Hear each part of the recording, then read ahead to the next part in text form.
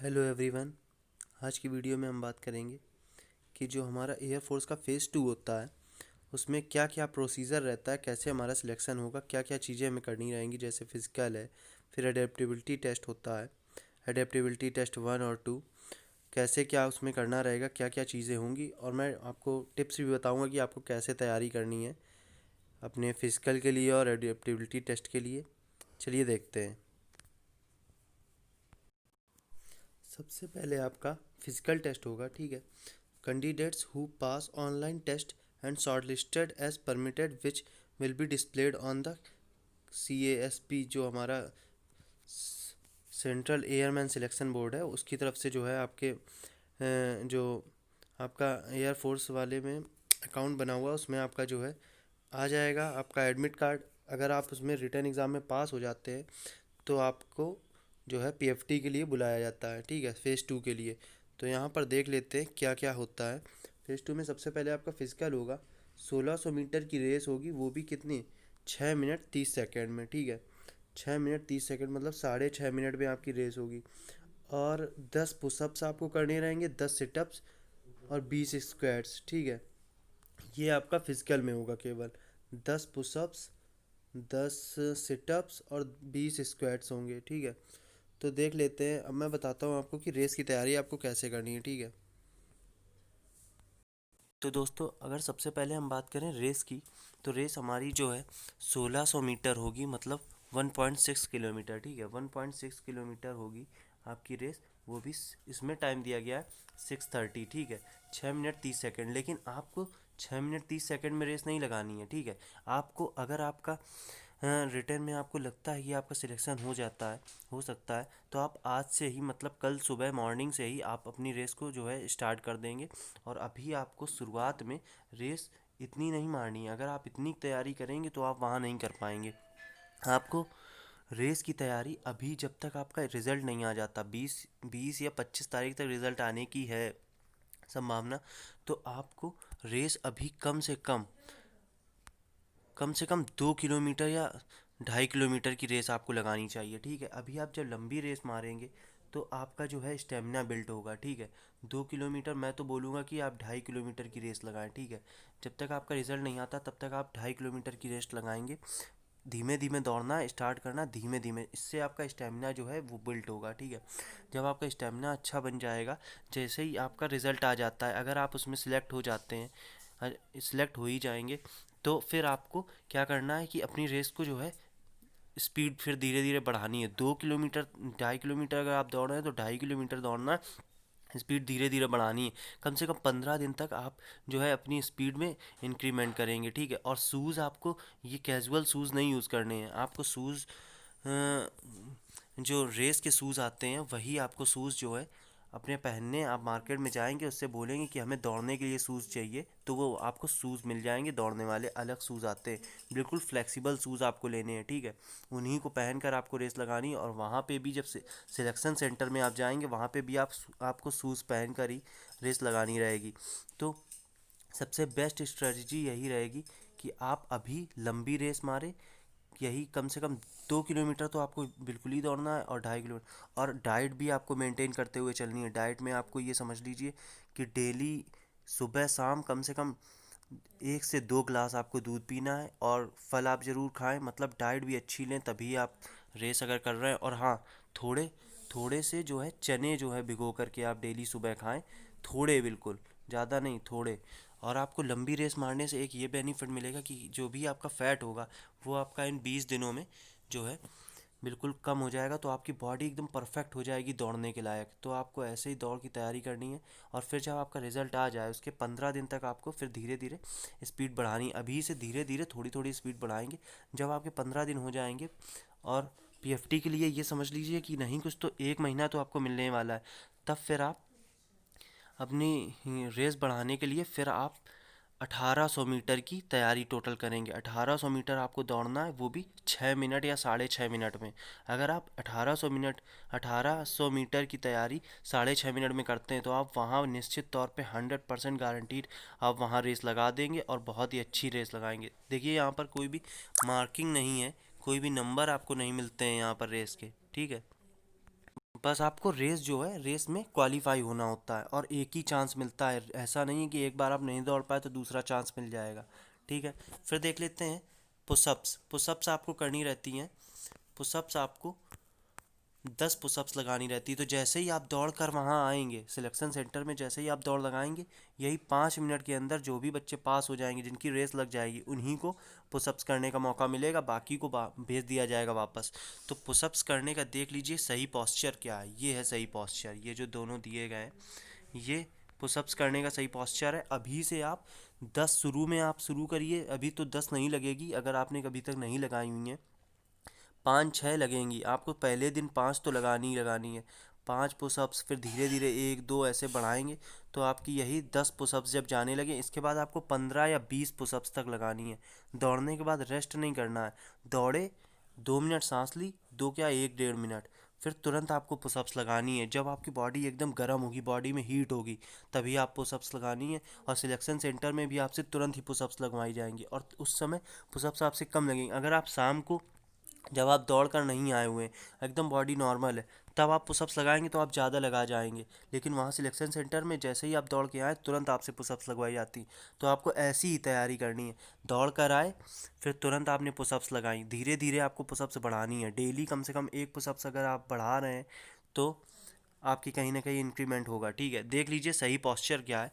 बिल्कुल स्ट्रेट रहना चाहिए, आपका जो बैक साइड है वो एकदम स्ट्रेट रहना चाहिए और स्ट्रेट ही ऊपर जाना चाहिए। ये सही पॉस्चर है। अगर आप गलत पॉस्चर भी वहाँ लगाते हो तो आपको डिस्क्वालीफाई कर दिया जाएगा। अगर आप पुशअप्स नहीं लगा पाए तो आपको वापस भेज दिया जाएगा। इसके बाद दोस्तों आपको सिटअप लगाने होंगे, 10 सिटअप। सिटअप आराम से लग जाते हैं, आप प्रैक्टिस करेंगे। पुशअप्स करने के बाद ही आपको ज़्यादा रेस्ट नहीं लेना है। जब आपकी बॉडी में हीट है, एकदम गर्म है बॉडी, तभी आपको ये सारी एक्सरसाइज करनी है। दौड़ के आए, पुशअप्स लगाई, पुशअप्स लगाने के बाद आपको ये सिटअप्स लगानी है। देख लीजिए, पहले लेट करके फिर ऐसे करना है। आप यहाँ पर देख सकते हैं क्या है पॉस्चर। ये वाला जो है, ये वाला, ये है। यहाँ आपको लेट करके ऐसे करनी है। अगर आपको ना समझ में आए तो कमेंट में आप बताइए, मैं अलग से एक फिजिकल का पूरा वीडियो बना के दे दूंगा। तो ऐसे आपको यहाँ पर सिटअप्स लगानी है। ठीक है, ये भी आपको 10 लगानी रहती हैं, लेट करके फिर लगानी रहेंगी। तो 10 सिटअप्स लगानी है। ये इसमें आपको लगाने में कोई दिक्कत नहीं आएगी ज़्यादा। धीरे धीरे आप एक एक करके, दो दो करके, लेकिन आपको 20 की, हर एक की 20 पुशअप्स की तैयारी यहाँ से करके जानी है और 20 ही सिटअप्स की तैयारी करके जानी है। इसके बाद ले लेते हैं आपका जो आता है स्क्वाट्स। स्क्वाट्स का पोस्चर ये रहता है। ठीक है, हाथ सीधे करके आपको बस इतने 90 एंगल आपके लेग में बने। ठीक है, ये जो एंगल है बस इतना, इसके नीचे ये नहीं आपका आना चाहिए। ठीक है, बैक साइड जो है आपका यहीं तक रहेगा। ये पोस्चर आपका बनेगा और हाथ आपके ये स्ट्रेट रहेंगे। ऐसे ही स्ट्रेट रख के आपको ये 20 लगानी है। तो कहीं ना कहीं आप 30 या 35 की प्रैक्टिस करके यहाँ से जाइए, समझ रहे हैं? क्योंकि वहाँ पर एक अलग ही कंपटीशन चलता है। वहाँ पर आपका जो है इतना कंपटीशन होता है, तो थोड़ा बहुत आपको अंदर से कुछ लग सकता है। इसलिए आप एकदम कॉन्फिडेंस बिल्ड करते हुए चलिए कि अगर आप यहाँ 35 या 30 लगा कर जाते हैं तो वहाँ आप आराम से 20 लगा ले जाएंगे। तो आपको ऐसी अच्छी तैयारी करके जानी है। फिर आपका फिजिकल जो है इतना ही होता है। तो फिजिकल आपका कंप्लीट हो गया अगर आप यहाँ तक लगा ले गए, और तुरंत ही तुरंत सारी चीज़ें होंगी। आपको टाइम नहीं मिलेगा वहाँ सिलेक्शन सेंटर में।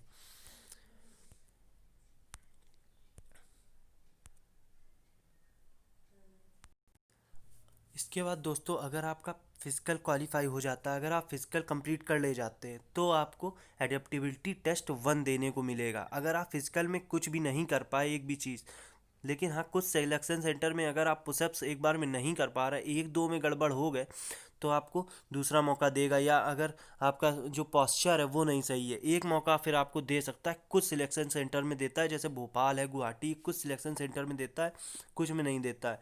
तो अगर आपका पॉस्चर गड़बड़ होगा तो वो एक बार बताएगा कि ऐसे नहीं, ऐसे करो।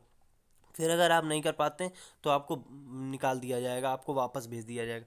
ठीक है, अगर आप फिजिकल में पास हो जाते हैं तो आपको मौका मिलेगा एडेप्टेबिलिटी टेस्ट 1 देने का। ठीक है, एडेप्टेबिलिटी टेस्ट 1 में क्या होता है, सिचुएशन बेस्ड क्वेश्चन आते हैं। ठीक है, आपको एक सिचुएशन दी जाएगी और 4 ऑप्शन दिए जाएंगे। तो सिचुएशन बेस्ड क्वेश्चन होते हैं। देख लेते हैं एग्जाम्पल क्या है। और यहाँ पर आपको 45 क्वेश्चन 30 मिनट में करने होते हैं। ठीक है, ये ज़्यादा हार्ड नहीं है। थोड़ी प्रैक्टिस आप करके जाएंगे तो आप कर ले जाएंगे। प्रैक्टिस मैं भी आपको करवा दूंगा, रिजल्ट आने के बाद देखते हैं। दोस्तों यहाँ पर एक एग्जांपल देख लेते हैं हम लोग। यहाँ पे क्वेश्चन एक दिया गया, he belong to poor family, his father was unable to bear the college expense. He, तो यहाँ पर बोल रहा है कि एक मतलब वह एक गरीब फैमिली से है, तो उसके पिताजी कॉलेज की जो फीस है वो नहीं अफोर्ड कर पा रहे हैं, तो उसे क्या करना चाहिए। यहाँ ऐसे ही चार ऑप्शन आपको मिलेंगे। लेफ्ट द स्टडी, पढ़ाई छोड़ दे। Requested father to give money, अपने पिता से रिक्वेस्ट करे कि वो पैसे दें। Did a part time job to continue his study, तो मतलब कि कोई पार्ट टाइम जॉब करे तो कंटिन्यू स्टडी करे पार्ट टाइम जॉब से रुपए कमा करके। या convinced his father and took money, अपने पिताजी को कन्विंस्ट करे कि वो कहीं से भी पैसे ला करके दें। तो यहाँ पर आपका जो सही जवाब हो जाएगा वो हो जाएगा ऑप्शन सी। ठीक है, पार्ट टाइम जॉब कर ले और स्टडी को कंटिन्यू करे। ऐसे ही क्वेश्चन आपके वहाँ पर मिलेंगे। 45 मिनट में 30 क्वेश्चन आराम से हो जाते हैं। थोड़ी प्रैक्टिस लेकिन करके जानी पड़ेगी। सिचुएशन में क्या सही जवाब होगा, कभी कभार तो आपको लगेगा कि चारों ऑप्शन सही हैं, ऐसा हो जाता है, तो आपको प्रैक्टिस के बिना नहीं कर पाएंगे आप। ठीक है, फिर इसके बाद अगर आप इसमें पास हो जाते हैं तो आपको एडेप्टेबिलिटी टेस्ट 2 देने को मिलेगा। देखिए दोस्तों, अगर आप टेस्ट 1 में पास होते हैं तभी आपको एडेप्टेबिलिटी टेस्ट 2 देने को मिलेगा, वरना आपको वापस भेज दिया जाएगा। तो अगर आपने पास कर लिया तो आपको एडेप्टेबिलिटी टेस्ट 2 में क्या होता है कि आपको एक टॉपिक दिया जाता है। आपको 10 से 15 के ग्रुप में, 10 से 15 बच्चों के ग्रुप में सभी बच्चों को बांट दिया जाता है।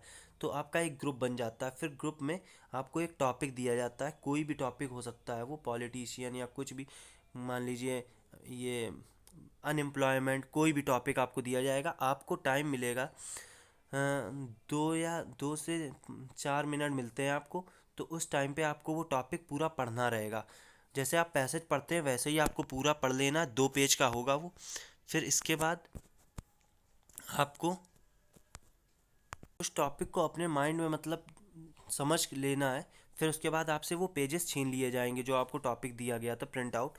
इसके बाद पहले आपका 1 मिनट का इंट्रोडक्शन होगा आपको, लेकिन इसमें पूरी इंग्लिश टू इंग्लिश बोलनी है। हिंदी भी लोग बोल देते हैं लेकिन हिंदी वालों का फिर सिलेक्शन नहीं होता।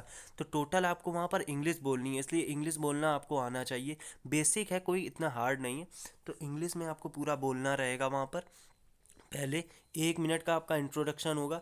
1 मिनट आपको अपने बारे में बोलना होगा, my name, my father name, I belong to my study this, जो भी है पूरा आपको बताना रहेगा। इसके बाद सबको मौका मिलेगा अपना टॉपिक के बारे में उनको बताना है कि क्या हमने टॉपिक में पढ़ा, इसमें क्या है, पूरा उन्हें एक्सप्लेन करना रहेगा।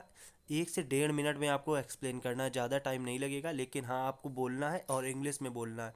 अगर आपने इतना कर लिया तो आप एडेप्टेबिलिटी टेस्ट 2 में पास हो जाएंगे। कोई हार्ड नहीं है, इजी है। अगर आप इसमें पास हो जाते हैं तो आपका जो पीएफटी है, फेज़ 2 है, वो आप क्लियर कर चुके हैं। ठीक है, फेज़ 2 आपका पास हो गया। अब इसके बाद आपको मेडिकल के लिए फिर वहाँ पर बुलाया जाएगा और मेडिकल का आपको एक फॉर्म दिया जाएगा।